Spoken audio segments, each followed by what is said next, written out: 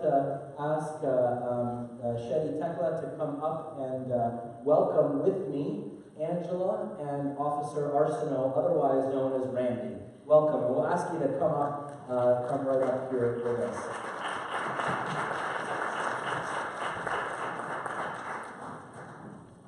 One of these chairs used to be broken. I just want to make sure that I get the broken one. Oh, this is okay.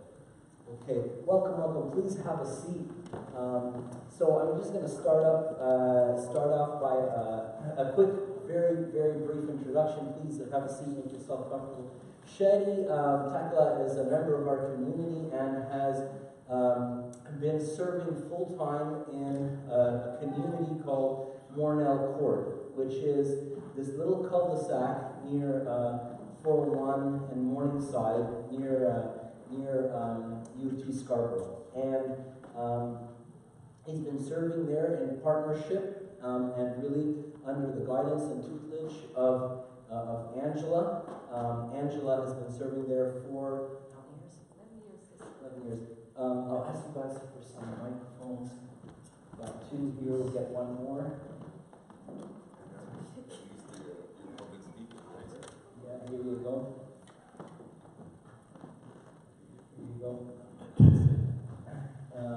So Angela, you've been serving in Mornelle Court now for 11 years. 11 years, and Shady's going to ask you a few questions. Shady's actually a new.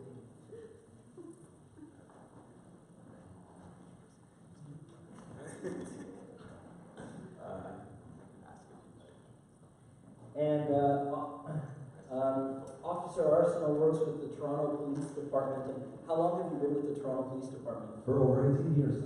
Over 18 years, and you have a very special role now, I understand, as a community engagement officer. Did I say that right? That's correct, yeah. And tell us, what's a community engagement officer? So, in my position, I basically have a lot of free rein to connect with the community and do it in innovative ways.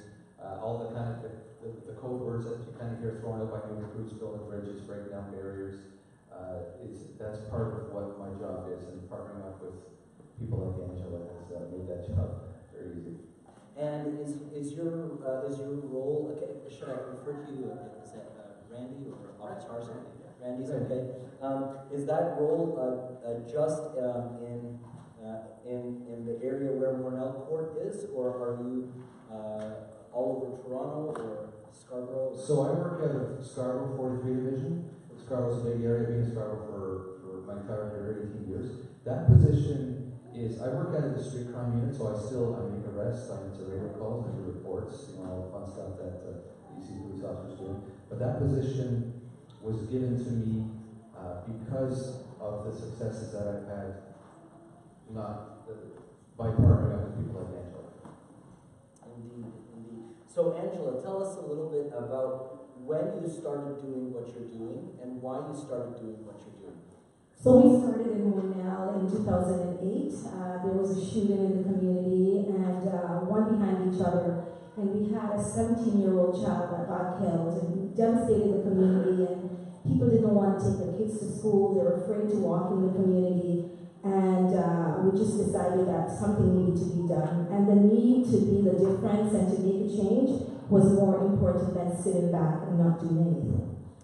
And you do a lot of things, Angela, but one of the things I think that you do every day, other than, the things we all do every day, like shower and eat and so on, is a Safe Walk program and a homework program. Can you tell us a little bit about the Safe Walk program and why that got started up? So the Safe Walk program, we started it because of the shooting in the community, and kids weren't getting to school. So what I did was, go around the community and talk to the residents and tell them what it is I wanted to do and ask if anyone wanted to help me. And I got a few volunteers that came out. Then we went and spoke to our city councillor. We spoke to the city and asked for help. We went and got our police checked out because we have to make sure that the people that are walking the kids didn't have a record. And so we started this program with 20 kids. And when we started it, it just blossomed. And then we ended up with 80 kids. And more people in the community started to volunteer. And we got a letter from the principal stating that attendance was so down. But since we started the Walk Safe program, people started coming out. And we can see the effects of the change within our community. And so, Randy, when you first met Angela and first got to see what was happening there, I was going to say this as an outsider to the community, but having seen you you're not an outsider to the community anymore. You're very much on the inside. But when you were an outsider to the community, what was your initial gestalt? What did you think of the community and also of what was going on through Angela's work there? So Angela is correct. Now I can speak from a police officer's perspective. We have areas that we know we consider high crime, okay? And Mornelle Court was one of those areas. And there's a stigma that's attached to that. Stigma not just by police, I mean by the community in general, by the larger community, by Toronto. You hear the name Regent Park, you hear, Jamie, Young Jamie. You hear those areas, and automatically there's a stigma attached to it. Mornelle had that stigma, and Angela is absolutely correct when she was saying the kids weren't going to school. Well, the kids weren't going to school because there was thefts taking place in the stairway between Mornelle Court and the school. There was theft, there was robberies, there was assault, there was sexual assaults, there was all kinds of stuff that was taking place. So I kind of got off track there. So when I came into the community, I was aware of that stigma. Now, if you know me as a person, I'm a very non-judgmental person, and I mean that. I'm just a very non-judgmental person. So when I first met Angela, we really clicked. We really clicked.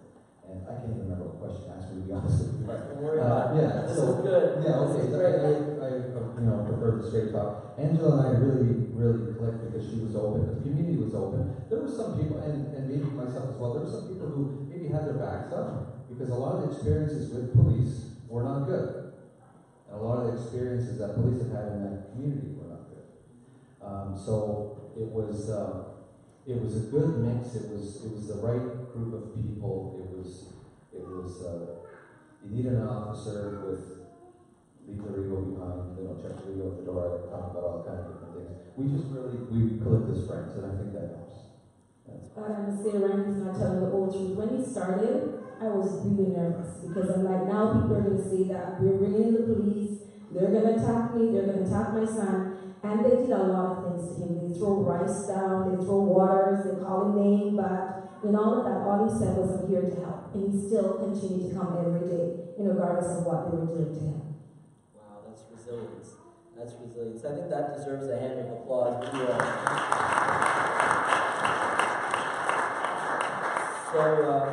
So another question for you, Randy. By the way, Shady drafted all these questions. What successes have you seen? What are wins? Maybe you can tell us either a story or something in general, change that you've seen that has happened over time through the enduring, unwavering community engagement from people like yourself and people like Angela, and the people that Angela just kind of draws around her. She's drawing now Shady around her, and SMSK is all, our church is all, we're all here supporting you, right? What are the kinds of things you've seen, you've witnessed from the outside? So I can talk, I'll take two different perspectives. One from a policing perspective. We have 7 major crime indicators. These are things that we talk about at our meetings. We look at numbers. We have to look at policing numbers of cases like I talked about, theft, assault, robbery, homicide, all of it. We were able to, within the course of close to 10 years, we were able to drop down the 7 major crime indicators down by 70% in the Mornelle community. Wow. So 70% in the Mornelle community. And, Mornelle community, thank you. And Mornelle, so I really appreciate the applause, and I have to say this again, it's not because of me, it's not because I'm super tough, it's because we were able, the right officers were able to partner with people like Angela, and we empowered the community to take back. So it's really the community, it's people like Angela that deserve the credit. So that's a policing perspective. You look at numbers, you look at arrests. However, that doesn't, that always doesn't coincide, because maybe the success of policing is the lack of arrests, not the not how many arrests you make, it's a lack of arrests. But from a personal level, and a personal level from other police officers, is we're able to go into that community. People know our names. I hear stories about police officers driving by and the kids that are looking in the car because they want to see who's in the car. They want to see if they know that police officer. We have a place at Mornelle. We can, at the hub there that we can go. We can sit. We can have coffee. We can hang out with the kids. And again, I'm going to go off topic here because I love talking. But it's the relationship with the kids has opened up doors with the adults. And that's kind of, they were kind of our gateway, for the kids were our gateway to better relationships with the adults.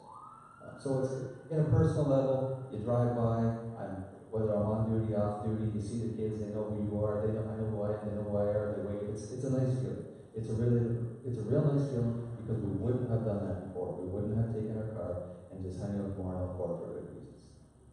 That's awesome. That's awesome. Angela, tell us a little bit about what happened over the holiday season. What are the kinds of initiatives that you led with Shady's help and Randy and a whole bunch of other people? There's a whole lot of partners, really, but they come all in under your leadership.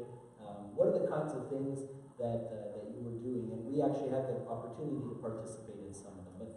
But tell everybody else. We had a Christmas party. That was amazing. We had over 100 plus kids at the party. And it was just amazing to see the kids. And we had a lot of newcomers that came out, and they were just so thankful because they were able to enjoy themselves. The kids were able to get presents. And I just want to thank you guys so much for all the presents that you donated, along with the rest that we got from 43 Division. We were able to meet the needs of the community. And then the Saturday dinner was also amazing, because I still have parents coming up to me and saying thank you that they were able to have a nice dinner and were able to sit with their neighbors and talk. So it was great. And it's not only that, but the work we do, it's all volunteers. It's not a paid job. Nobody gets paid to do it. We volunteer our time to do this, to make our community better. We have the homework program. We have the Safe Walk program. We have March break camp. We have summer camp. And we also have workshops that we do with the parents. And right now we're working on another program that we're going to be initiating between Randy and Shady. It's for ages, 12? Ages 12 to 15, where just boys, and just teach them life skills and to help them. So we have that coming up that we're planning to do. That's awesome. Well, you led right into my next segue, but before we go to that, I just want to offer a hand of applause to all of you for all that you did to help to make Christmas happen in Mornelle. I'd like to recognize. So, Shady, a question for you. You've been there for 6 months now. We had a debrief together, a couple of weeks ago or something, to just see how things are going. And I asked you what your plans are for the next 6 months. I wanted to know, is he going to carry on in Mornelle? Does he want to? We have service a little bit south at 4175 Lawrence Avenue East, so like at Lawrence and Morningside. Does he want to go there? And Shady categorically told me I'm staying in Mornelle. And thank you, Shady. And so, Shady, what are your plans? What would you like to see happen in the next, say, let's say 6 months or something in Mornelle? Personally, because I don't really have too many ambitious goals. It's more just a supplemental to whatever Angela's already started. But for me, growing up in a community, I always found it important to have some type of sports leagues occurring in the community. It just helps bring the different generation groups together and brings people together. The parents come to watch. So we were hoping with the support of the community to hopefully initiate some type of soccer basketball league. So something like that in the summer I think would help bring the community back together. In addition to it, we're hoping to try to start bringing the kids out on the weekend to special field trips and stuff like that, just so that kids in that community don't generally have the opportunity to do a lot of the things we take for granted. So, take them to cinemas, to science centers, to bowling, whatever it is that they feel compelled or feel like they'll enjoy to do. And so hopefully, supplement to the homework program and everything else, we can start getting the kids out of their neighborhood and breaking barriers. Yeah. That sounds great. Before we go, I just want to share a little bit with you about what's new initiatives that are going to be happening in Mornelle. And Angela mentioned some of them, but I want to recap them for your benefit. This is an awesome opportunity to get involved in the community. I have to tell you, you know, this subsidiary of the church called St. Peter's Mission, we gave it a different name because we wanted, we didn't want anything to be sort of under the auspices of our church. We really wanted to go and integrate into communities and just let the communities be, and to participate with them in what they're doing, as opposed to kind of coming in and strong-arming our own agenda. So that's why we gave this, with the blessing of our patriarch in Egypt, Pope Tawadros, we gave it a new name, St. Peter's Mission, named after actually that guy, the third one, in the icons there, St. Peter the Worshipper, and he has a beautiful story we'll save for another day. Just getting involved in these communities. And so, to my knowledge, there's March break coming up, right, Angela? March break is coming up. And then Shady wants to start doing monthly outings. All of this is going to require volunteers to come out and to be with these kids. And it's really not the outing that's going to change anybody's life, right? It's the people that are there. It's being loved and accepted and cared for, and getting all of those positive values, and getting all of that virtue from you folks being given free of charge to these children and to these youth, right? So March break, God willing, these monthly outings, summer camp that we had a lot of fun with last year, maybe an end of school party, and there's also the end of summer barbecue. So there's all these great opportunities to get involved. If you happen to have a day off, or you're able to work from home for a day, you can safe walk with Angela and with Shady. Safe walk the kids to school and back. There's the homework club afterwards. All of this is happening at Mornelle Court. 90 Mornelle Court is the hub that Randy mentioned, and is happening sort of at 401 at Morningside. So we're so grateful, so grateful. First and foremost, above all else, for you as people. I'm so thankful to God for you, Angela, and for you, Randy, just for who you are, and for the impact you've had in our lives, the impact you've had in the children's lives that we can see, and obviously in the community. And I'm grateful, of course, for all the work that Shady's doing as well. God bless you. Yes, I'm just very thankful, because it does make a difference. We can see it in the lives of the children. Like they gravitate, just like they gravitate to Randy, they gravitate the same way to Shady. And some of these kids, they don't have like a dad at home. So it's just, they're there. And even with Randy, they can't pronounce his last name, so they call him Officer Arsenault. And just the love that, these kids, see, and they're with them.